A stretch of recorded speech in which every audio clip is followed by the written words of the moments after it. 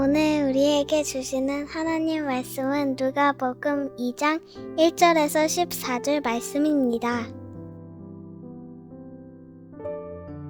그때에 가이사 아구스토가 영을 내려 천하로 다 호적하라 하였으니 이 호적은 구레뇨가 수리아 총독이 되었을 때에 처음 한 것이라. 모든 사람이 호적하러 각각 고향으로 돌아가매 요셉도 다윗의 집 족속이므로 갈릴리 나사렛 동네에서 유대를 향하여 베들레헴이라 하는 다윗의 동네로 그 약혼한 마리아와 함께 호적하러 올라가니 마리아가 이미 잉태하였더라. 거기 있을 그때에 해산할 날이 차서 첫 아들을 낳아 강보로 싸서 구유에 뉘었으니 이는 여간에 있을 곳이 없음이러라.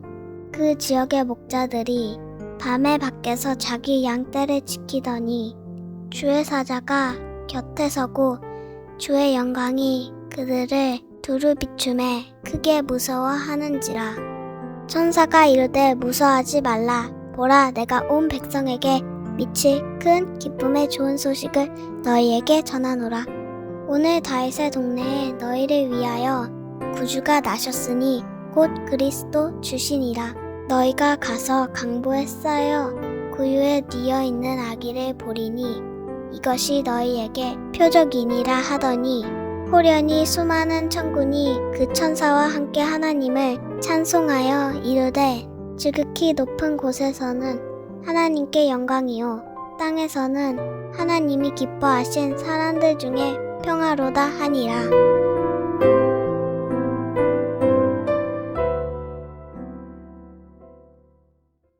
오늘은 거룩한 주일이자 12월 25일 아기 예수님의 탄생을 하루 앞둔 성탄 주일로 예배를 드리는 날입니다. 이 아침에 주 앞에 나오신 여러분 모두에게 하나님의 은혜와 사랑이 함께 하시기를 예수님의 이름으로 축원합니다. 오늘 본문 안에 우리는 탄생하신 예수님을 최초로 경배했던 사람들이 베들레헴 지경에서 양무를 치던 목자들이었음을 보게 됩니다. 오늘 본문의 첫 절인 누가복음 2장 8절의 말씀입니다. 그 지역의 목자들이 밤에 밖에서 자기 양떼를 지키더니 9절에 보면 천사들이 목자들의 주위를 둘러섰고 주의 영광이 목자들을 가득 비추었다라고 말씀합니다. 주의 사자가 곁에 서고 주의 영광이 그들을 두루 비춤에 크게 무서워하는지라. 목자들은 그 당시에 가장 소외받고 멸시받고 가장 천대받는 사람들이었습니다. 학자들은 이 목자들은 양떼를 지키지만 그것은 성전 제사를 위한 것이었고 목자들은 이 양떼들의 실제 주인이 아니라 예루살렘 성전의 대제사장이 이 양떼의 실제 소유주였을 것이다 라고 추정을 합니다.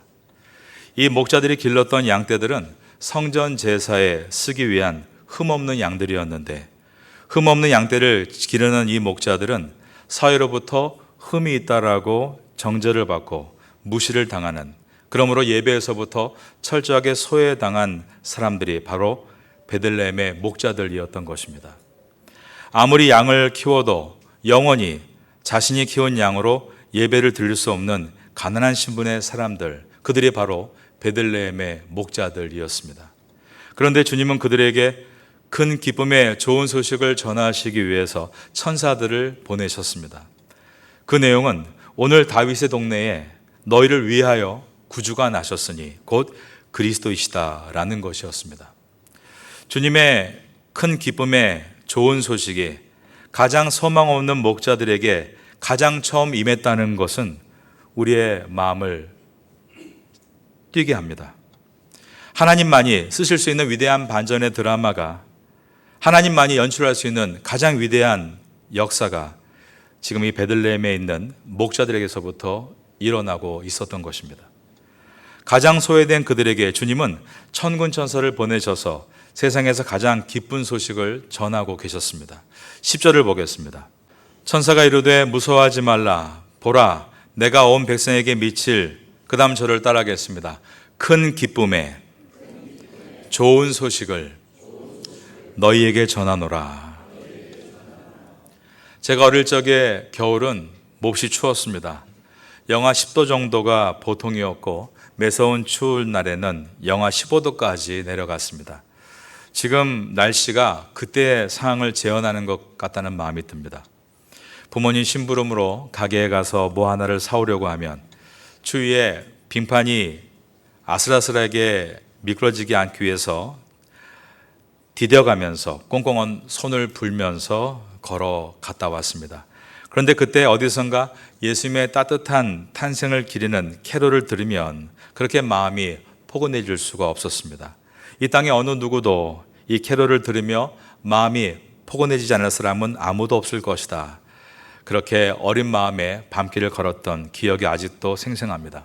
그리고 추운 겨울을 생각할 때마다 몸을 녹여준 따뜻한 캐롤과 함께 또 하나가 생각나는 것이 있는데 바로 빈센트 반 고흐가 그린 별이 빛나는 밤에라는 작품입니다. 제가 이 작품을 성탄절 때마다 기억하는 이유는 제가 어른이 됐을 때 이 작품에 대해서 어떤 책을 통해 얻은 내용 때문이었습니다. 빈센트 반 고흐는 신학을 공부했던 신실한 기독교인이었습니다. 그는 벨기에 광산촌에 들어가서 설교자로 섬기기도 했습니다. 빈센트 반 고흐의 삶을 담은 영화 중에 삶의 열망이라는 영화가 있는데 거기에 이런 대사가 나옵니다. 고흐가 광부들에게 이렇게 설교합니다. 사랑하는 여러분, 이 땅에서의 삶은 고통이지만 하나님께서는 그 고통을 통해서 더 가치 있는 삶으로 우리를 이끄십니다. 그랬더니 광부 중에 한 명이 그 고흐의 설교를 더 이상 듣지 못하고 예배당을 뛰쳐나가 버렸습니다. 고흐가 설교를 마치자마자 열심히 달려가 그 형제를 붙잡고 이야기를 합니다. 형제를 진심으로 돕고 싶습니다. 형제님의 집을 방문하고 싶습니다. 형제의 집은 어디입니까? 어디에 삽니까? 그랬더니 광부가 이렇게 대답하는 것이었습니다. 우리는 지상에 살고 있지 않습니다. 지상의 집은 단지 잠을 자러 오는 곳일 뿐 우린 대부분 지하 2000피트 아래 탄광에서 일하는 것이 바로 우리의 터전이고 우리의 집입니다. 고흐는 그 다음날 지하로 내려가 광부들과 같이 생활하기 시작했습니다. 자신의 옷가지와 자신의 소유를 아낌없이 나누면서 그들의 고통에 동참한 것입니다. 고흐가 설교했을 때 그토록 난감했던 광부들이 고흐가 자신이 사는 곳으로 내려와서 함께 생활하자 그때부터 고흐를 진심으로 받아들이기 시작했고 고흐를 선한 사마리아 사람이라고 지칭하며 연대감이 일어나기 시작했습니다. 그런데 교단의 상급 감독기관에서 감독을 파견해서 고흐의 목회를 관찰하다가 그의 몰골이 너무 흉한 것을 보고 교회 리더가 이렇게 볼품없어서는 교회의 품격을 떨어뜨리는 것이다. 그런 이유로 그의 설교권을 박탈해버렸습니다. 하지만 고흐는 설교권을 박탈당함으로 아무런 보수를 받지 못했음에도 불구하고 계속해서 탄광의 노동자들과 함께 생활하며 주님의 사랑을 나누었습니다. 그러면서 그가 본격적으로 화가의 길을 걷기 시작했는데 그가 1889년에 그린 캔버스 유화인 별이 빛나는 밤은 수작으로 꼽히는 작품입니다. 하늘에 형용할 수 없는 아름다운 별들이 그 그림 안에 가득 반짝이고 있습니다. 마을에도 창문마다 불빛들이 온기를 내며 반짝이고 있습니다. 그런데 이 그림의 오른편에 유독 큰 비중으로 그려져 있는 높은 첨탑의 네덜란드 교회는 창문에 전혀 불빛이 없는 컴컴한 검은색의 교회 첨탑이 마치 하늘을 찌를 것 같은 기괴한 모습으로 그려 놓았습니다. 기독교 역사 가운데 가장 낮은 자를 돌아보시는 주님의 뜻과는 정반대로 교회가 있는 사람을 먼저 찾아가고 멸시받고 소외된 사람들을 찾아가지 않았다는 것을 그림으로 표현한 것입니다. 성탄의 진정한 의미 가운데 하나는 어려운 이웃에게 찾아가 기쁨의 좋은 소식을 나누는 것에 있습니다. 2장 10절에 온 백성에게 미칠 큰 기쁨의 좋은 소식이다라고 했습니다. 이 복음이 필요 없는 사람은 단 한 사람도 없습니다. 온 백성에게 미칠 큰 기쁨의 좋은 소식, 바로 예수님께서 이 땅에 우리를 구원하시기 위해 오셨다는 구원의 메시지입니다. 이것을 굿 뉴스다, 말 그대로 복된 소식, 복음이라고 부르는 것입니다. 이 복음을 우리가 대체할 수 있는 것은 아무것도 없습니다.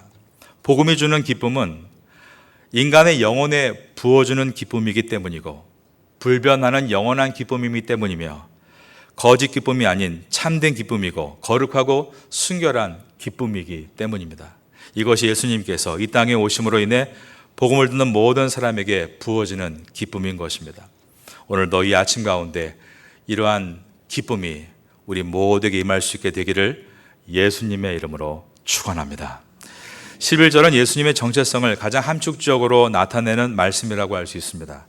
오늘 다윗의 동네에 너희를 위하여 구주가 나셨으니 곧 그리스도 주시니라.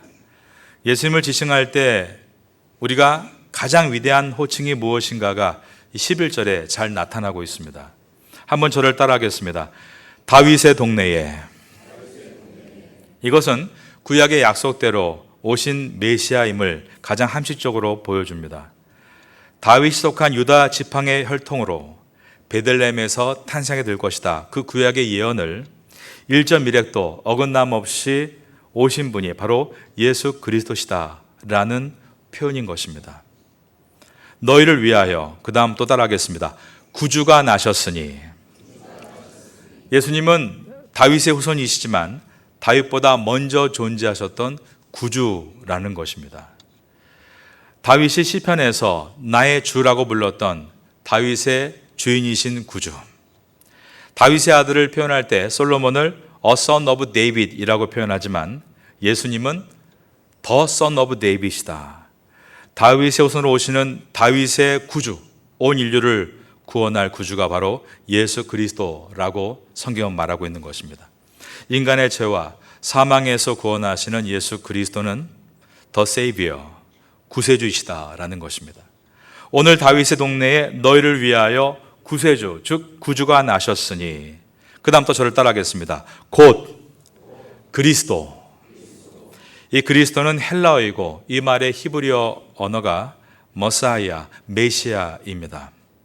기름 부음 받은 자라는 뜻인 이 크리스토스, 그리스도는 구약 시대에 기름 부음을 받았던 세 부류의 직분들을 떠올리게 해줍니다. 구약 시대에 기름 부음 받은 세 부류의 직분은 선지자와 제사장과 그리고 왕이었습니다. 말씀을 대언하는 선지자, 예배를 집례하는 제사장, 그리고 나라를 다스리시는 왕이 있듯이 예수님은 말씀이 육신이 되어 오신 대선지자이시고 하나님과 인간 사이에 화목제물이 되어 오신 어린 양이시면서도 또한 인간을 하나님 앞으로 이끌어 가시는 대제사장이 되시고 온 우주 만물을 다스리시는 만왕의 왕, 만주의 주가 되신다라고 이 천사들이 그리스도라는 표현으로 베들레헴의 목자들에게 선포를 한 것입니다. 오늘 다윗의 동네에 너희를 위하여 구주가 나셨으니 곧 그리스도. 마지막 한 번 더 저를 따라하겠습니다. 주시니라. 천사들은 예수님을 주시라고 선포하고 있습니다. 주, 영어로 대문자 Lord. 이 단어는 헬라어로 큐리오스를 번역한 것입니다. 구약 성경 가운데 큐리오스란 단어는 오직 하나님 한 분 외에는 그 어떠한 누구에게도 쓰인 일이 없습니다. 그런데 이 큐리오스란 단어를 천사들이 아기 예수님의 탄생에 사용하면서 오늘 다윗의 동네에 너희를 위하여 구주가 나셨으니 곧 그리스도 주시니라 라고 선포한 것은 이것이야말로 예수님의 신성을 가장 명확하게 선언하고 있는 말씀이라고 할 수 있겠습니다. 이 땅에 오신 성자 예수님은 Christ, 그리스도요, and Lord, 구주요, 그리고 and Savior, 구세주이시다라고 말한 것입니다. 그런데 천사들은 그 귀한 하늘을 가르는 것 같이 이 땅에 임하신 아기 예수님이 무엇에 쌓여 어디에 누워 계실 것이다 라고 말했는가 하면 강보에 쌓여 구유에 누워 계실 것이다 라고 이야기했습니다. 2장 12절을 보겠습니다. 너희가 가서 강보에 쌓여 구유에 누워있는 아기를 보리니 이것이 너희에게 표적이니라 하더니, 강보는 아기를 싸는 천을 말하고 구유는 말 여물을 부어주는 말의 침이 듬뿍 묻어있는 말의 밥통, 여물통을 말합니다. 아기 예수님은 이미 방금 전에 태어나셔서 강보에 쌓여 구유에 누워 계신다라고 했고, 천사들은 목자들에게 이 이야기를 전한 것입니다. 강보에 쌓여 구유에 누운 아기가 바로 그리스도의 표적이다라고 말을 한 것이었습니다. 만일 주님이 이 천사들을 베들레헴의 목자들에게 보내셔서 황제의 아이들에게 싸는 아름다운 비단 강보와 그리고 보라색 벨벳으로 쌓인 아기를 너희가 가서 찾으라 라고 말했다면 목자들은 몹시 거북해하고 그곳에 내가 가도 되는 것인가 의문이 들었을 것입니다. 하지만 천사들은 목자들에게 이 땅에 오신 메시아 그리스도는 너희들이 아기를 낳을 때 쌓는 강보와 똑같은 강보에 쌓여 있을 것이다 라고 했고, 더군다나 비록 천박하게 사는 목자들이라 할지라도 자기의 아기가 태어날 때 따뜻한 방 안에 잘 만들어진 푹신한 바구니에 아기를 누이는데 이 땅에 오시는 그리스도가 말이 여물을 먹는 여물통에 누워 계실 것이다 라고 했을 때 이 목자들은 큰 충격과 함께 어떤 동질감, 안타까움, 먹먹함, 그리고 슬픔에 가까운 기쁨을 느꼈을 것입니다.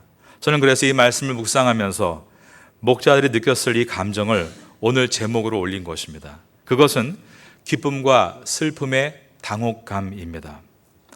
만일 우리 교인 가운데 어떤 분이 너무 형편이 어려워서 의사의 도움 없이 집에서 아기를 낳았다고 하면 제 마음이 무척 아프고 괴로울 것입니다. 그런데 목자들이 자기 아이도 그렇게 하지 않는데 하나님의 아들이시오, 구주이시오, 구주이신 그분께서 강보에 쌓여 말 여물통에 구유에 누워 계신다라는 말을 들었을 때 그들이 얻는 감정은 슬픔과 기쁨이 뒤섞인 주체할 수 없는 담혹감이었을 것입니다. 천사가 아기 예수님이 오신 표적이 강보에 쌓여 말 여물통인 구유에 누인 것이다 라고 했습니다. 왜 구유에 누워 계신 것일까요?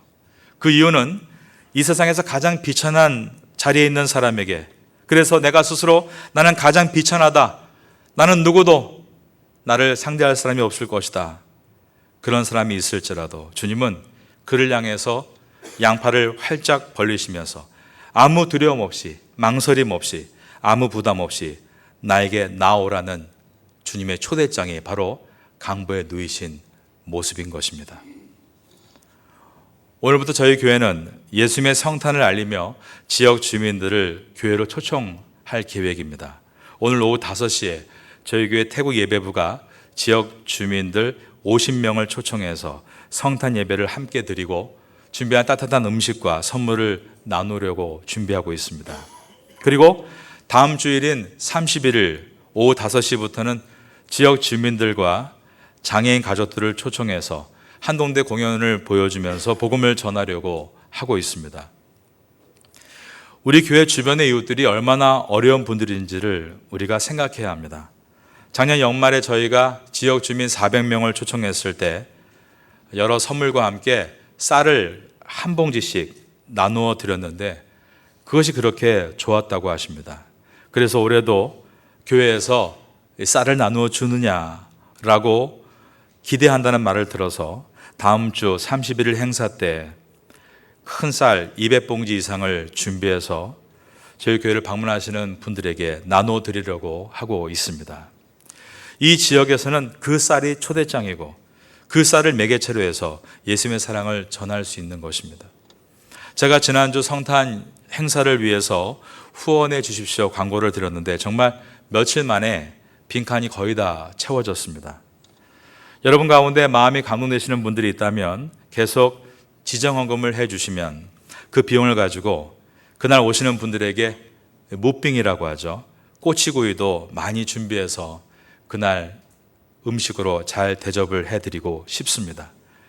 쌀과 꼬치구이 같은 소소한 음식들이 풍성하게 놓여 있고 그 풍성함이 교회 문턱을 낮춤으로 이곳에 많은 주민들이 와서 예수님의 성탄의 복음을 들을 수 있다면 이것이 가장 따뜻한 성탄의 예배가 될 수 있는 것입니다. 여러분들도 이곳에 협력해 나갈 수 있기를 바라겠습니다. 11절에 오늘 다윗의 동네에 너희를 위하여 구주가 나셨으니 누가복음은 매우 주도 면밀하게 기록이 되어 있습니다. 오늘 헬라어로 세메이온, 너희를 위하여 휘민 구주가 나셨으니, 이 말은 예수님께서 2000년 전 소망이 전무한 베들레헴에 있는 목자들을 위해 나타나셨지만 지금 2023년 12월 24일 세메이온 오늘도 예수님은 우리 각 사람에게 나타나고 계신다라고 말하고 있는 것입니다. 아직도 여러분 가운데 예수님을 여러분의 진정한 구주로 초청하지 않으신 분이 계시다면 오늘 이 성탄 예배와 한 주간의 성탄 주간을 통하여 여러분의 인생의 구원자요 구원이신 예수 그리스도를 꼭 영접하시고 그분을 믿고 구원받게 되시기를 바라겠습니다. 악한 자 중에서 가장 악한 자라 할지라도, 냄새 나는 자 중에서 가장 냄새 나는 자라 할지라도, 더러운 자 중에서 가장 더러운 자라 할지라도 예수님께 나갈 수 있는 이유는 예수님은 가장 낮고 낮은, 가장 냄새 나는 더러운 말구유에 누워 계셨기 때문입니다. 이 말구유가 바로 무엇입니까? 나를 말하고 있습니다. 예수님은 가장 소망 없는 힘든 노동을 하고 있는 베들레헴 목자들에게 제일 처음 자신을 보여주셨습니다. 그 베들레헴 목자들은 누굽니까? 바로 우리들인 것입니다. 13절과 14절입니다. 호련히 수많은 천군이 그 천사들과 함께 하나님을 찬송하여 이르되 지극히 높은 곳에서는 하나님께 영광이요 땅에서는 하나님이 기뻐하신 사람들 중에 평화로다 하니라. 이때 호련히 수많은 천군 천사들이 함께 모였습니다. 그리고 하나님을 찬송하기 시작했습니다. 그 내용은 지극히 높은 곳에서는 하나님께 영광이요 땅에서는 하나님이 기뻐하시는 사람들 중에 평화로다. 바로 최초의 캐롤이 울려 퍼진 것입니다. 여러분, 천군 천사가 찬양하는 이 찬양이 얼마나 대단했을까요? 요즘 초고음질 기술이 점점 발전하고 있습니다. 그래서 클래식 연주 같은 경우는 모든 클래식 소리가 하나하나를 표현하기 위해서 얼마나 많은 연구를 해 나가는지 모릅니다. 그래서 그것을 가지고 만든 음악 홀에 따라서 그 소리가 천양지차다라는 말이 들릴 정도입니다. 최고의 홀을 계속 지금도 세계적으로 짓고 있고 그 홀에 들어가기 위해서는 정말 상상할 수 없을 만큼 엄청난 돈을 지불해야 입장할 수 있습니다. 가난한 사람들은 그런 장소에 어쩌면 평생에 한 번도 입장할 기회가 없을지도 모릅니다. 그런데 그날 한밤중에 최초로 울려 퍼진 캐롤은 지상의 소리가 아니라 천상의 소리를 내는 천군 천사들이 연주자로 모여 있었고 그들은 오직 가장 소외받고 있었고 가장 멸시받고 가장 가난한 베들레헴 목자들을 위해서 최선을 다해서 그 캐롤을 연주하고 있었던 것입니다. 바로 이것이 성탄절의 정신입니다.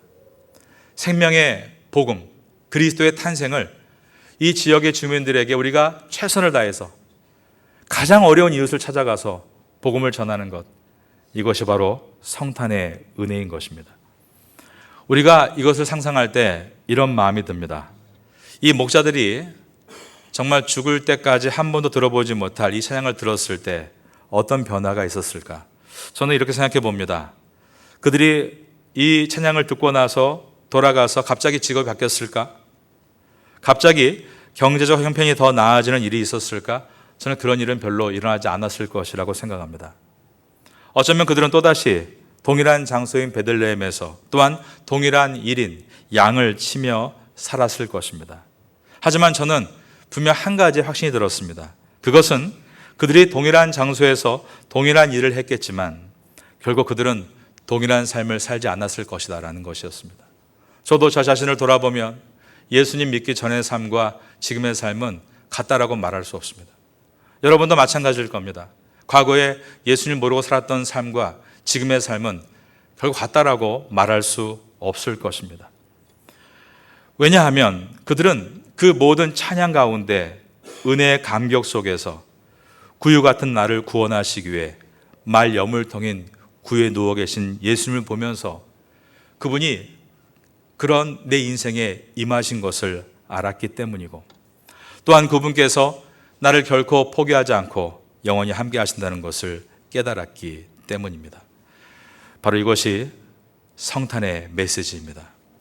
오늘 제목은 성탄은 기쁨과 슬픔의 당혹감이라고 말씀드렸습니다. 나를 위해서 오셨다는 기쁨과 나를 위해서 그렇게까지 낮아지셨다는 슬픔의 의미를 깊이 생각할 때에만 우리는 다시 이 성탄의 깊은 의미를 붙들 수가 있습니다. 그럴 때 이 세상에서 가장 따뜻한 한 주간의 성탄을 시작할 수 있게 되는 것입니다. 여러분들은 이제 이 성탄 주일 예배를 통해서 마지막 한 주간을 시작하면서 그 은혜를 깊이 마음에 품고 그 온기와 함께 그 사랑을 여러분의 이웃들과 잘 나누심으로 세상에서 가장 따뜻한 마지막 한 주간을 보낼 수 있게 되기를 마지막으로 예수님의 이름으로 축원합니다.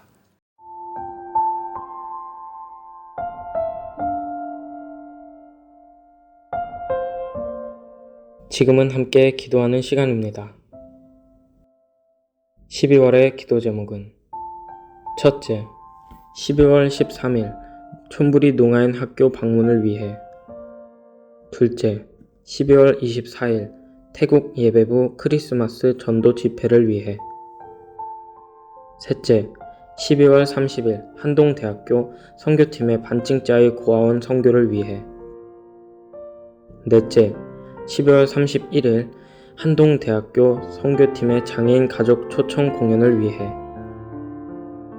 말씀을 붙잡고 기도하는 귀한 시간 되시기를 소망합니다.